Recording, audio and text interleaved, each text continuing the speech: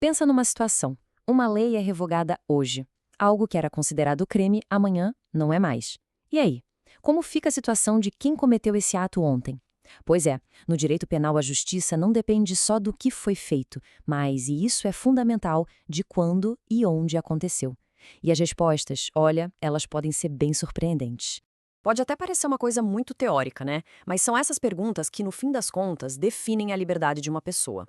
Será que uma lei mais branda, que só vai ser aprovada amanhã, poderia beneficiar um crime que aconteceu hoje? E como é que a justiça consegue alcançar um ato que foi cometido lá em águas internacionais, a milhares de quilômetros de qualquer tribunal? Vamos entender como tudo isso funciona? Para a gente desvendar esse quebra-cabeça, nosso roteiro vai ser este aqui. A gente começa pela dimensão do tempo, depois passa para do espaço e no final vamos ver como tudo isso se conecta de uma forma bem lógica. Então vamos lá. Primeira parte do nosso desafio: o tempo. Para saber qual lei se aplica, a gente precisa primeiro entender o ciclo de vida de uma lei. Mas antes de falar sobre como as leis mudam, tem um ponto que é chave. Nem toda lei penal serve para proibir alguma coisa. O direito tem um kit de ferramentas bem mais variado do que a gente imagina. No centro de tudo, a gente tem o que se chama de norma penal. Pensa nela como qualquer regra que lida com o universo do crime. Pode ser para dizer o que é crime, qual é a pena, ou até para explicar o significado de um termo jurídico específico. E é aqui que está uma distinção crucial. De um lado, temos as normas incriminadoras, que todo mundo conhece. São aquelas que proíbem e punem. Simples. Mas do outro lado, existem as não incriminadoras. O papel delas é outro. Elas não criam crimes, muito pelo contrário. Às vezes elas até permitem uma conduta, como no caso da legítima defesa. Entender essa diferença é fundamental para o que vem a seguir. E agora que a coisa começa a ficar fascinante de verdade. Vamos falar de leis que, acredite se quiser, parecem ter uma máquina do tempo. A regra básica, que a gente chama de princípio da atividade, é bem simples.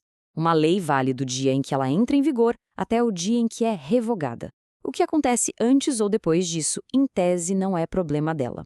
Parece lógico, né? Mas é aí que a mágica acontece.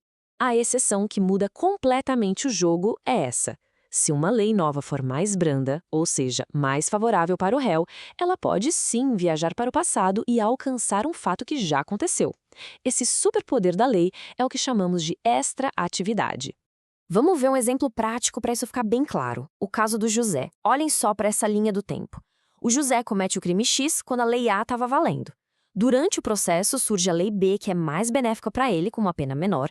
Só que antes da sentença sair, a lei B é revogada por uma lei C, que é ainda mais severa. A pergunta é, qual lei o juiz vai usar? A lei B. Exatamente.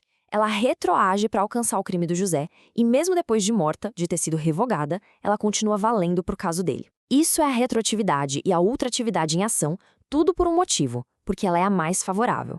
E eu sei, parece um nó na cabeça, e é mesmo um pouco complexo. Mas a lógica por trás de tudo isso é um dos pilares do direito, garantir que a lei mais justa, a mais favorável, seja sempre aplicada, não importa quantas voltas o tempo dê. Então, para a gente resumir, uma nova lei pode ter 4 efeitos. Se ela cria um crime ou piora uma pena, só vale daqui para frente. Agora, se ela abranda a pena ou simplesmente deixa de considerar algo como crime, aí sim ela liga a máquina do tempo e volta para beneficiar todo mundo, até quem já foi condenado. O ponto crucial é, a lei penal nunca retroage para prejudicar. Nunca. E só para amarrar essa parte, como é que se define o quando exato do crime? A lei diz que o que importa é o momento da conduta, da ação ou da omissão. Não interessa se o resultado só aconteceu dias ou meses depois. O relógio para no momento do ato. Ok, a dimensão do tempo a gente entendeu. Agora vamos para a segunda parte do nosso enigma, o espaço. Até onde a lei de um país consegue ir. A regra geral aqui é bem intuitiva. É o chamado princípio da territorialidade. Se o crime aconteceu no território brasileiro, aplica-se a lei brasileira. Simples assim. Não importa a nacionalidade de quem cometeu ou de quem foi a vítima.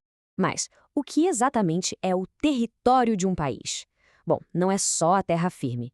Inclui também o mar territorial, o espaço aéreo e, o mais interessante, navios e aeronaves públicos. Eles funcionam como se fossem um pedacinho flutuante ou voador do país, não importa em que parte do mundo eles estejam. E claro, sempre tem as exceções. A lei brasileira pode sim estender seus braços para fora do país em algumas situações bem específicas. Isso acontece, por exemplo, para punir crimes que o Brasil se comprometeu a combater em tratados internacionais, ou para julgar crimes cometidos por brasileiros lá fora, desde que algumas condições sejam cumpridas. E para o espaço, qual é a teoria? Imagina que a ação acontece num país e o resultado em outro. Onde foi o crime?